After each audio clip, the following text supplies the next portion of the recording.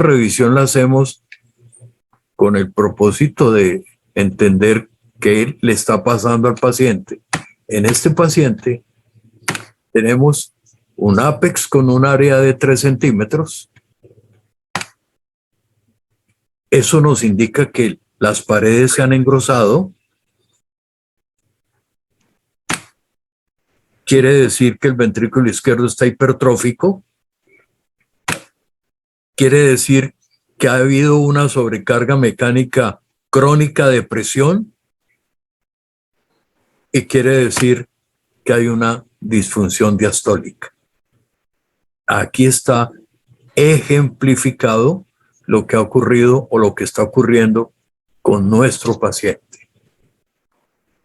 En otras palabras, muchachos, esta es la semiología. La semiología no es decir, este paciente es hipertenso y tiene el corazón grande. Este paciente es hipertenso crónico, no le ha puesto atención a la hipertensión, no ha ido al médico, no se toma la droga y en consecuencia, miren lo que está ocurriendo. Esto es interesante. Yo lo llamaría bonito poder solamente con los elementos intelectuales,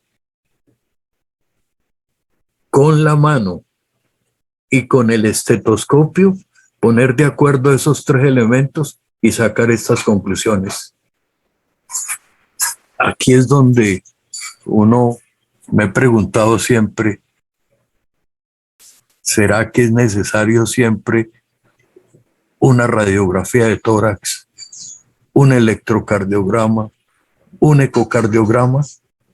Es posible que en muchas oportunidades sí, pero en muchas otras no. ¿Están de acuerdo, muchachos? Bueno. Sol, ¿alguna pregunta, alguna inquietud para ellos?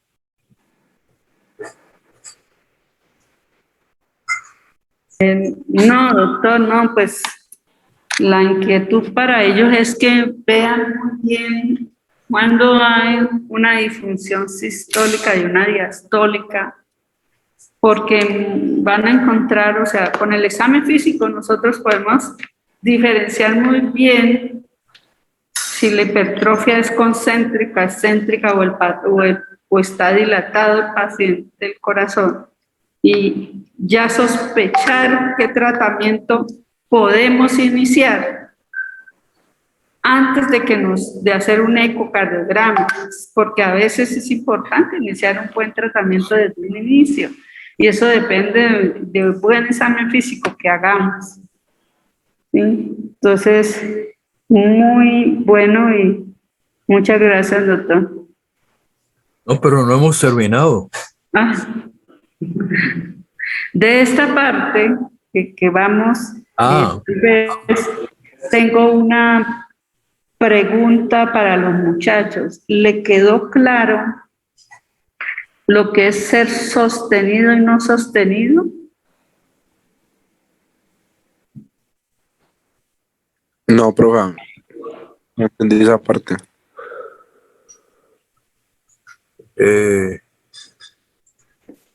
¿Hay alguna Mar por ahí?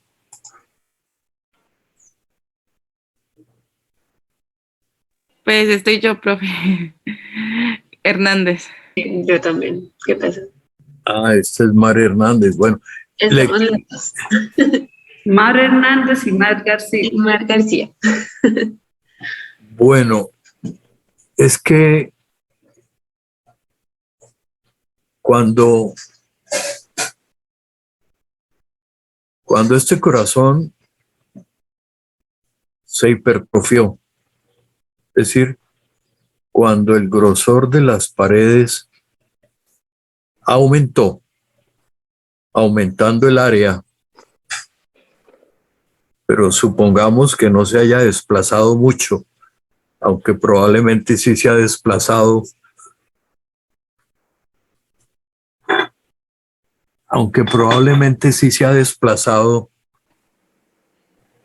algo.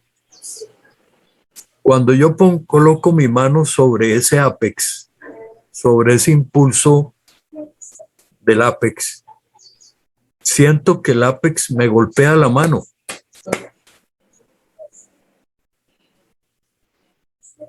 Y está todo el tiempo golpeándome la mano, porque ha aumentado la masa, porque está hipertrófico. Yo digo, esto no es normal. Que si fuera normal, si fuera el corazón, me golpearía durante la sístole, pero durante la diástole no me golpearía, se distanciaría, se alejaría de mi mano. Por consiguiente, si la amplitud aumentó, quiere decir que tanto en sístole como en diástole, ahí está pegando en mi mano. Entonces lo normal es una amplitud no sostenida. Lo anormal es una amplitud sostenida. ¿Sí? Sí, doctor. Bueno, yo espero que les quede claro, pero hay un silencio que da mucho que pensar. Bueno, sigamos. Qué pena, podía repetir lo de la normal es que lo de la sostenida y la no sostenida es que se me cortó la grabación por favor. Claro. Cuando el corazón es normal, la herramienta que yo tengo para examinar un ápex es mi mano. Las puntas de los dedos, las articulaciones interfalángicas y la palma de la mano. Esas son las tres partes de la mano que permiten examinar el ápex. La palma, las articulaciones interfalángicas y las puntas de los dedos. Comienzo colocando mi mano. Luego utilizo las articulaciones interfalángicas. Y ya para bordearlo y definirlo, utilizo las puntas. Es el momento en que lo dibujo. Entonces, cuando el corazón es normal y yo he colocado la palma de mi mano sobre el ápex, siento que me levanta mi mano, que golpea contra mi mano, pero en el momento siguiente, o sea, en la diástole, se retira y ya no lo siento. No lo siento porque se ha relajado, es la diástole. Pero si el corazón ha crecido lo suficiente, me golpea mi mano en sístole y golpea mi mano en diástole. Esa es una señal de que algo ha ocurrido con la masa del ventrículo izquierdo, con el músculo. Y me permitiría decir que hay agrandamiento. Ya los detalles los miraría con la localización, con la duración, con el área. Pero hasta ahí diríamos, este corazón en sístole y en diástole está pegado a mi mano. Luego hay una amplitud sostenida. ¿Está claro? Sí, gracias. Sí, profe, gracias. Pasemos a los ruidos, que en el corazón de este paciente hay unos cambios. Resulta que esos cambios se están dando en la intensidad del componente aórtico, que es mayor que la del componente mitral. Esto es lo normal, en rojo. Esto es lo del paciente.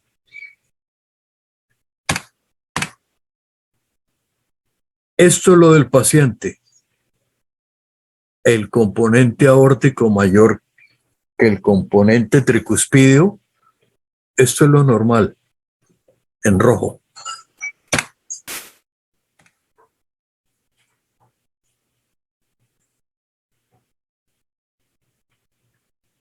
El componente aórtico mayor que el primer ruido y el componente aórtico mayor que el componente pulmonar. Y acá el componente aórtico mayor que el componente, perdón, que el primer ruido. En el paciente, ¿qué podemos interpretar o cómo interpretar esos cambios? Primero, la intensidad del cierre de la válvula aórtica, porque ahí es donde se ha operado el cambio. Depende del retroceso de la aorta y de la velocidad de expansión diastólica del ventrículo izquierdo. Cuando haya aumento de la presión sistólica aórtica, como en la hipertensión sistémica, hay aumento de la intensidad del componente aórtico del segundo ruido y supera la intensidad del componente mitral. O sea que estos dos cambios se deben probablemente a un aumento de la presión sistólica aórtica. Con respecto al cuarto ruido, que es lo otro anormal en el examen físico, con relación al cuarto ruido,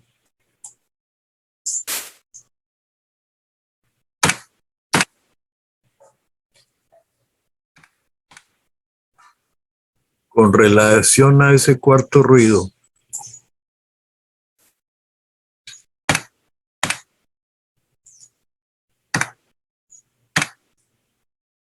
el cuarto ruido se presenta siempre que haya un ventrículo no complaciente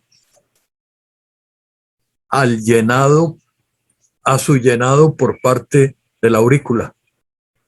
O sea que el cuarto ruido siempre se da cuando entre estas dos situaciones de la circulación intracardíaca se dé una falta de proporción entre la sístole auricular y la complacencia del ventrículo. Si la aurícula izquierda se encuentra un ventrículo izquierdo que se relaja de manera adecuada, es decir, que la complacencia del ventrículo izquierdo responde a las variaciones de volumen y de presión generadas por la aurícula izquierda, no habrá cuarto ruido. Pero si esa relación entre la aurícula izquierda y el ventrículo izquierdo se entorpece, se altera, porque el ventrículo izquierdo está engrosado, porque no es complaciente, como en el caso de hipertensión arterial, encontramos un ventrículo izquierdo no complaciente que no responde a los cambios en presión generados por un cambio en el volumen. Eso con respecto al cuarto ruido. Entonces, hecho este repaso, tendríamos como diagnósticos semiológicos y fisiopatológicos, tendríamos que a partir de la hipertensión en el paciente hay una dilatación del ventrículo izquierdo con una disfunción sistólica, podría ser, o una disfunción diastólica. Una hipertrofia del ventrículo izquierdo, que es la que ha ocurrido, y la presencia de un cuarto ruido. La hipertensión arterial sistémica es quizás la única situación en la que puede haber ambos tipos de disfunción, diastólica y sistólica.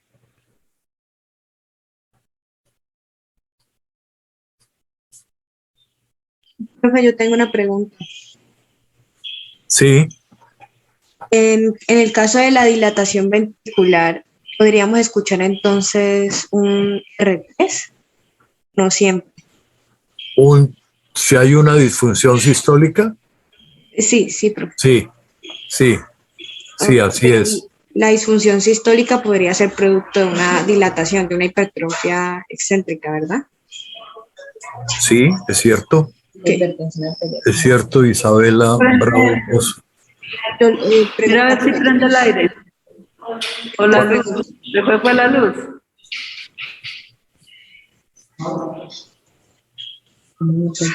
¿Cómo la hipertensión arterial sistémica afectaría en la dilatación? ¿Cómo la hipertensión me puede llevar a dilatación? Sí, profe, es que yo solamente tenía entendido que la hipertensión podría llevar a una hipertrofia, pero una hipertrofia concéntrica. Ah, Isabela, ¿no? Sí, sí, señor. Es que Profe, ¿no sería como un estado avanzado? O sea, Ajá. digamos, si se presenta una hipertrofia, es por el aumento de presión y obviamente del trabajo que tenga el ventrículo izquierdo. Y si esto se hace, pues, constante, crónico, pues ya con el tiempo, exactamente, entonces el corazón ya va a empezar a hidratarse a tal punto que ya no va a tener ni siquiera la fuerza necesaria para bombear sangre. así es, Juan, así es. Eso está muy bien dicho. Ah, ok. Gracias, profe. Tenía esa Y duda. depende del estadio en el que estemos de la enfermedad. Sí, Mar. Pero en este caso el paciente tiene una hipertrofia concéntrica y tiene una sobrecarga de presión, tiene una R4. Sí, sí. La disfunción es diastólica.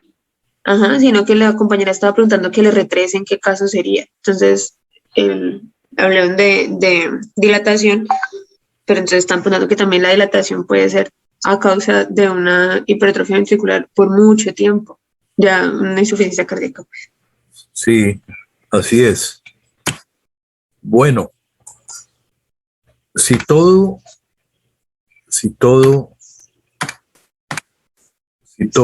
va bien,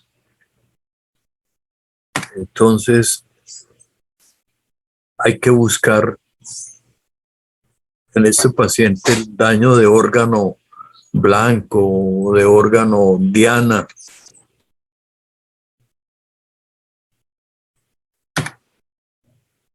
Y habría que mirar Recording stopped. el corazón, lo podemos analizar a partir de la semiología y hablar de la fisiopatología para determinar si hay una enfermedad cerebrovascular. El fondo de ojo es fundamental. La alteración en las arterias periféricas mediante los pulsos arteriales. El único que necesita de laboratorio es el riñón. Necesitaríamos un nitrógeno ureico, una creatinina, una tasa de filtración glomerular y quizás una fracción de excreción de sodio. Pero los otros órganos corazón, cerebro, arterias, podemos determinar ese daño mediante el examen físico.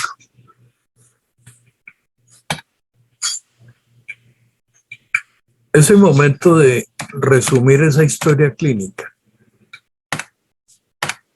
El momento de ver si hemos comprendido a sus 56 años, este paciente tiene un grave daño del corazón, pero también a nivel del cerebro y a nivel del riñón.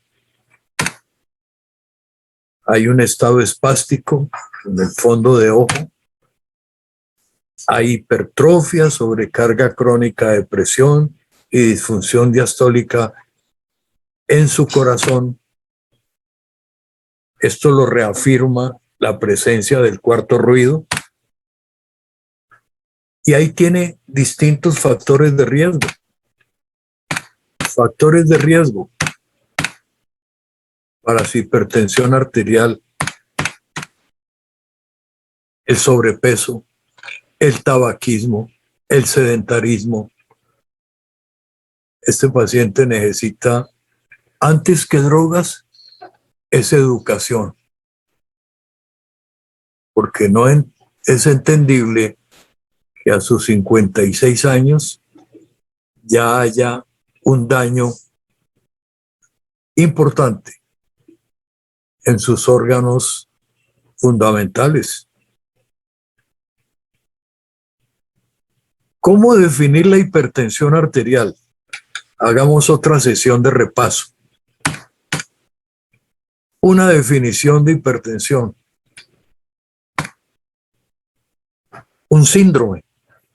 Esa es la hipertensión, un síndrome cardiovascular que progresa, cuyas manifestaciones más tempranas se presentan aún antes de ocurrir el aumento de la presión arterial. Imagínense ustedes. Esto fue definido en el año 2005. Es la causa prevenible más importante de muerte prematura y es un gran riesgo para desarrollar enfermedad cardiovascular. Ya en él tenemos no el riesgo de desarrollarla, sino la enfermedad cardiovascular definida. ¿Qué hay en su patogénesis? Si hay preguntas, pues las pueden hacer perfectamente. En la patogénesis hay una diversidad de elementos.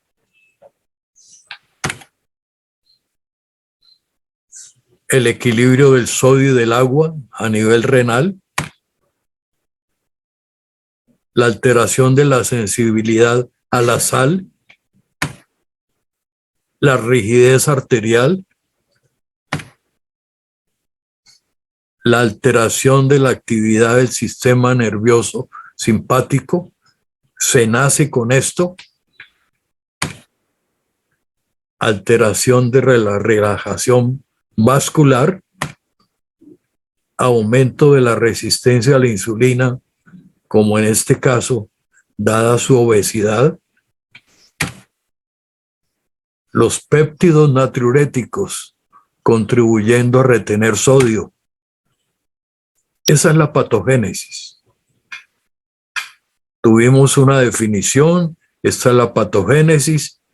Ahora veamos la fisiopatología. La alteración inicial, que era la que les mencionaba cuando hablaba al paciente de cefalea, de mareo, de palpitaciones, de nocturia, la alteración inicial es un aumento del gasto cardíaco.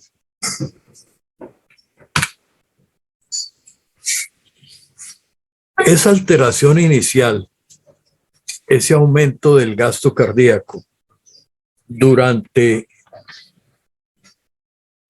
meses, durante años, va a llevar necesariamente a un aumento del grosor de la pared del vaso, y ese aumento del grosor de la pared que tiene un propósito: disminuir la presión que ejerce la hipertensión sobre el vaso mismo. Ese aumento del grosor de la pared va a disminuir la luz del vaso y entonces aumenta la resistencia sistémica total y termina por elevarse ya de manera sostenida y persistente la presión arterial. Aquí quiero llamar la atención, aquí como alteraciones iniciales dependientes del aumento de gasto cardíaco. Aquí, este aumento del grosor que tiene un buen propósito es una muestra de la ley de Laplace, de la remodelación inicial. La ley de Laplace que busca disminuir el estrés que se ejerce sobre la pared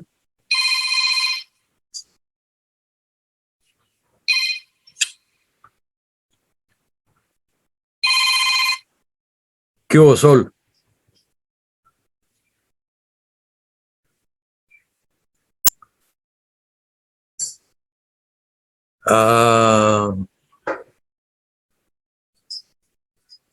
No, estamos. ¿Y los muchachos no están? Sí, profe, yo sí estoy. No, aquí están. Dicen que siquiera se fue usted, que aquí están ellos. Estos muchachos son fregados. Se probó, profe. ¿Qué pasó con No. Están contentísimos en todo caso. Y lástima que se haya ido. Es que creo que Bueno, profe, creo que lo último que alcanzaron a decir, o lo que les entendí, es que se había ido la luz en la universidad. En la universidad, Solange intentó avisarnos que se iba a ir. Intentaron la última señal, gente, y no. me puso muy triste con lo que ustedes manifestaron, ¿De qué? de que se alegraban de que se hubiera ido. Pero eso no Uy, fue no, profe. de malo. Bueno. Pero ustedes sí están escuchando y mirando. Sí, Claro. profe. Sí, señor. Bueno. Préstenle mucha atención a esto. La ley de Laplace. ¿Qué es la ley de Laplace? La explico de nuevo. Como hay un aumento del gasto cardíaco que puede durar años antes de establecerse la presión arterial definitivamente, este aumento del gasto cardíaco provoca un aumento de la presión sobre la pared del vaso, de los vasos de resistencia, las arteriolas. Entonces la arteriola, en vista de este estrés que significa el aumento del gasto cardíaco, la arteriola engrosa su pared. Con esto va a disminuir la presión ejercida sobre ella misma. Pero esto que es bueno, que es bien intencionado, trae a la larga una disminución de la luz de la arteriola. Cuando disminuye la luz de la arteriola, tenemos un aumento de la resistencia sistémica total. Y ahí es cuando aparece la persistencia de la elevación de la presión y ya tenemos un paciente hipertenso. Para esto se necesitan años. Ni el paciente ni el médico, en tanto que el médico no pueda examinar a su paciente, no se va a dar cuenta de esto. Y es un fenómeno que ocurre hasta llevarlo a la hipertensión. Esta es la ley de Laplace, que la podríamos expresar como que el estrés sobre la pared del ventrículo o del vaso es directamente proporcional a la presión por el radio e inversamente proporcional al grosor. En otras palabras, aumenta el grosor para disminuir la presión. Esa es la ley de Laplace. Y esa hipertensión ya sostenida la podemos expresar con estas dos variables. Presión arterial igual a gasto cardíaco por resistencia periférica. En pocas expresiones, este es desde el comienzo hasta el final lo que significa hipertensión arterial sostenida. Imaginen cuántos pacientes no vemos en este tiempo, cuando apenas está iniciando, a quienes calificamos de hipertensión de consultorio, de hipertensión lábil, de hipertensión no sostenida. Si nosotros hiciéramos un buen estudio de estos pacientes, a ver, ¿qué hubo, Sol?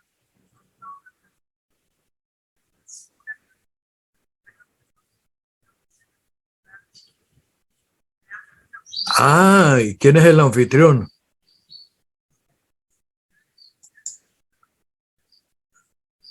Carolina. ¿Quién es el anfitrión, muchachos? Carolina Montero. Carolina Montero. Pero ella era la que decía que dejémoslos afuera. Ya, profe, ya la acepté, lo siento. Bueno, ya pues, hasta luego. Ay, Carolina. Bueno, listo. Entonces, esta es la parte importante, muchachos. Lo que el médico puede hacer por su paciente antes de llegar a este punto. Y cómo hacer, cómo anticiparse con una muy buena historia clínica.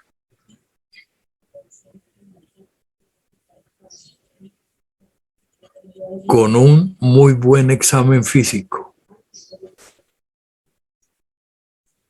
Son momentos en los que el laboratorio o las ayudas diagnósticas no ofrecen mucho aporte, pero sí la historia clínica y el examen físico, antes de que el paciente llegue a este punto en donde, bueno, se le va a dar un tratamiento, se van a cambiar estilos, pero podría ocurrir como nuestro paciente, que a sus 56 años está tocado seriamente por la hipertensión arterial no cuidada.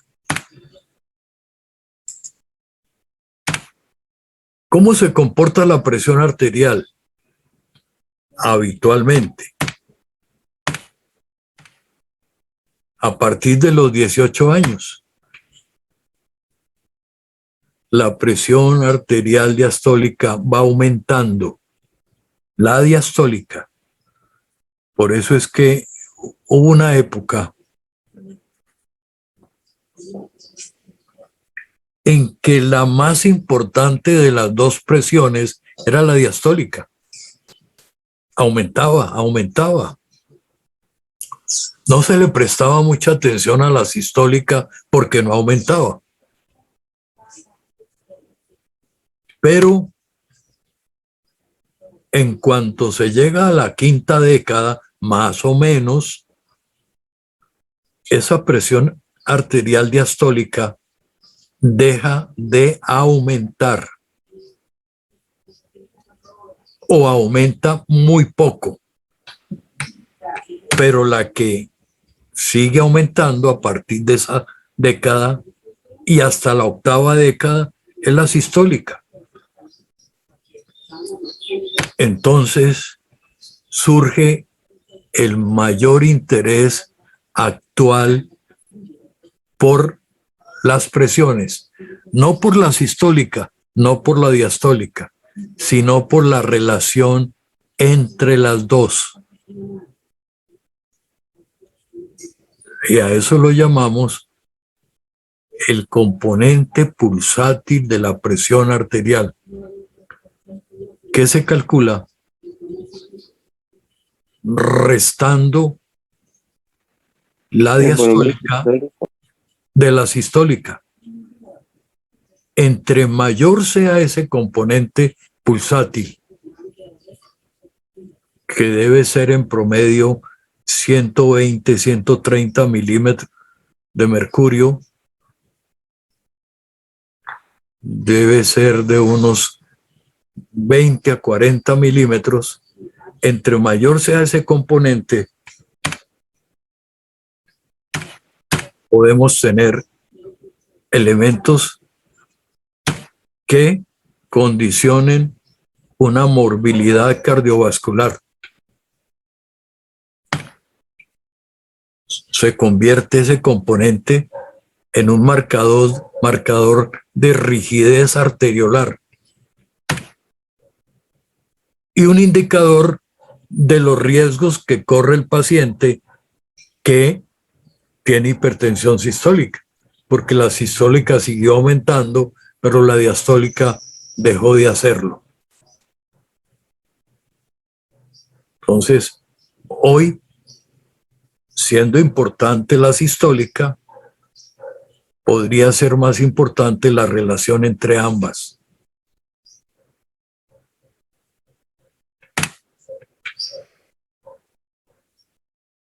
Históricamente,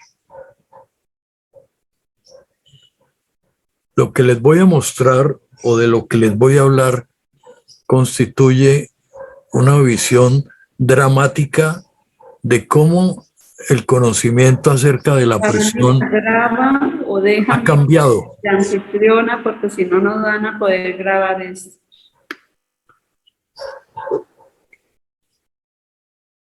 Entonces, yo llamo dramático a este cuadro.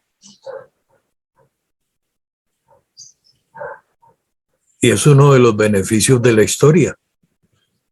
Mirar cómo es que el médico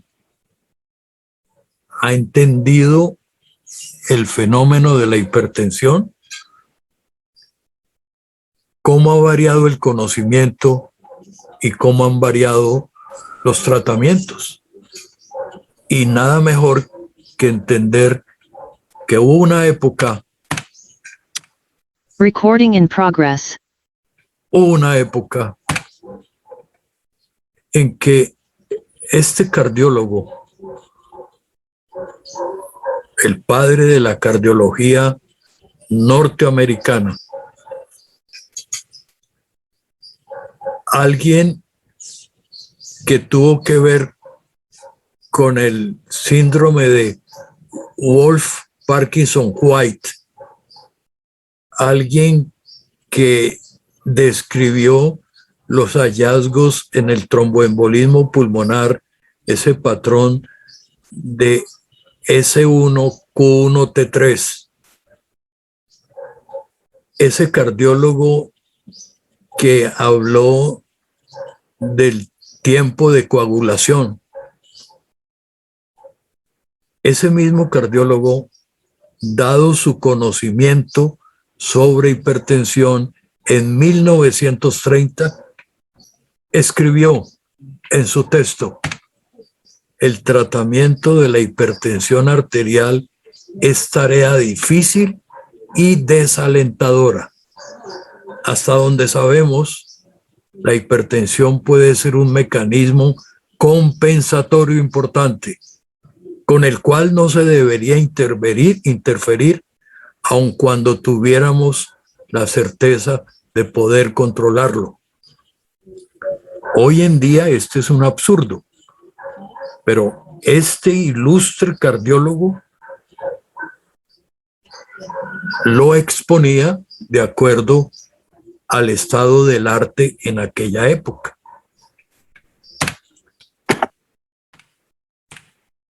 El doctor Scott, 1940, en su texto famoso para la época, dijo: la hipertensión arterial es un síntoma, no una enfermedad. No debería tratarse, ya que es la respuesta del organismo intentando asegurar una perfusión apropiada. De aquí es de donde Recording viene, stop. Recording in progress. aquí es de donde viene la denominación de hipertensión esencial, que hoy ha caído en desuso. Esencial para perfundir. Era la década del 40. Otro ilustre cardiólogo, Friedberg, escribía en su época: se puede considerar hipertensión arterial leve hasta 200% milímetros de mercurio. Es benigna y no existe indicación de terapia. Esto a ojos de un médico de esta época es un absurdo, pero era el conocimiento de la época. Y por eso este personaje, pero así como miles de pacientes anónimos, no personajes, o personaje para su grupo, para su familia, murieron a consecuencia de este conocimiento de la época y de la ausencia de tratamientos apropiados. ¿Quién es el personaje? Un norteamericano, Franklin Delano Roosevelt, que en 1945 muere como consecuencia de una apoplejía hemorrágica.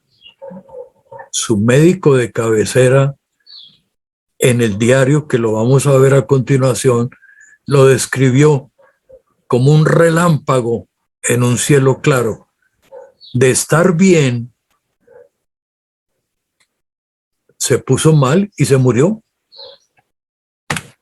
Franklin Delano Roosevelt, presidente de los Estados Unidos en 4 oportunidades sucesivas.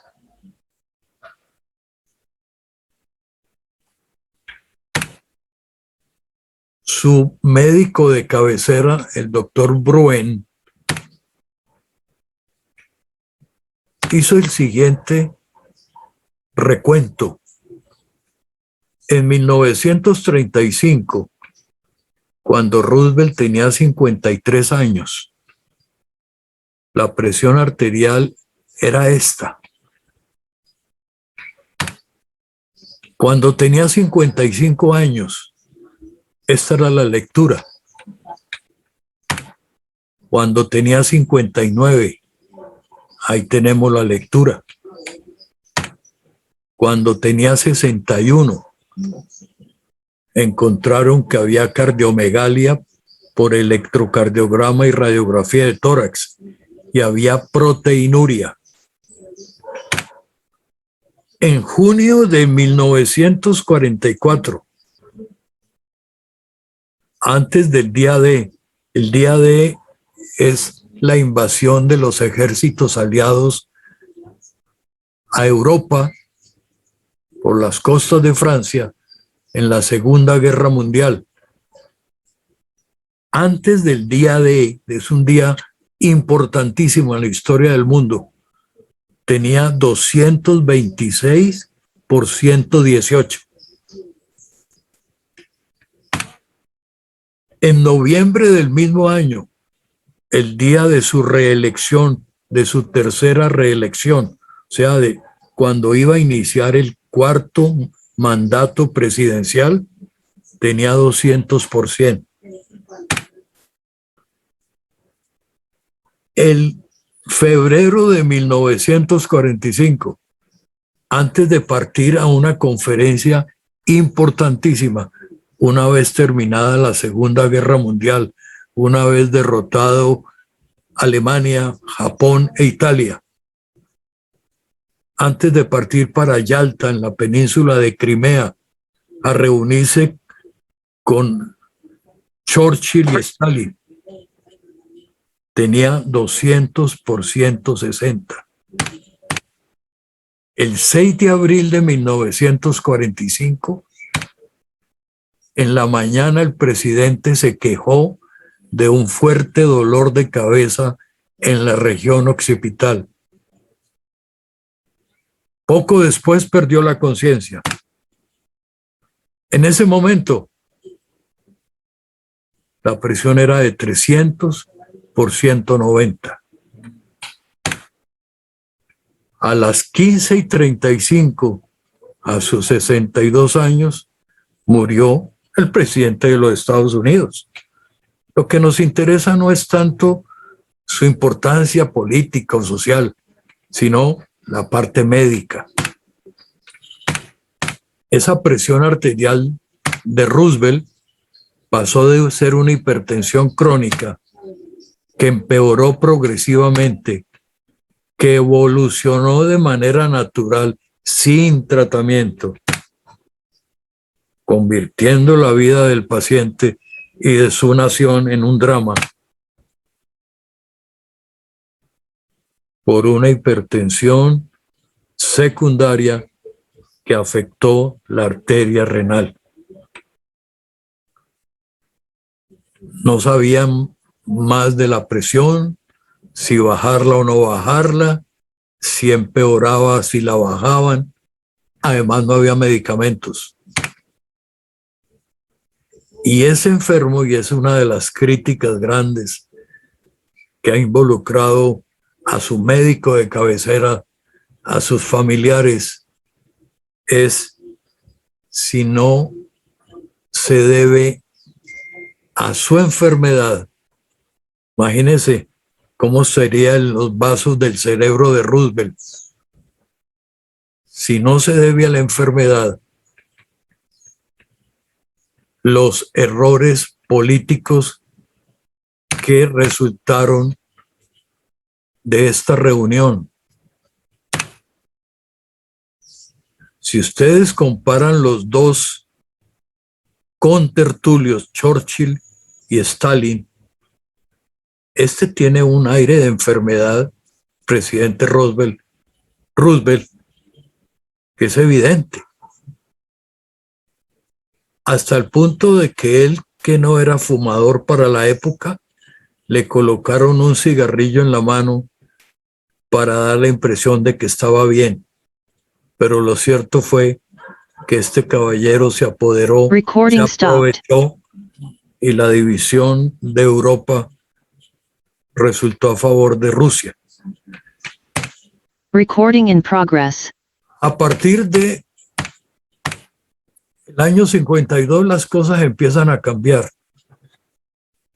que aparece el primer antihipertensivo, la Rauvolfia serpentina, y el doctor Wilkins dijo: ningún paciente hipertenso que posea una función renal normal será imposible de tratar hasta demostrarlo. Esa era la charla, muchachos. Quiero comentarios. Qué peligro no tomar la presión bien. Eso es todo lo que voy a decir. Profe, también es importante cómo los factores estresantes afectan la presión arterial. En Roosevelt se veía que cada que tenía un evento importante, su presión arterial siempre subía. Entonces, estos factores estresantes con la liberación de cortisol son importantes en la hipertensión. Sí, señor.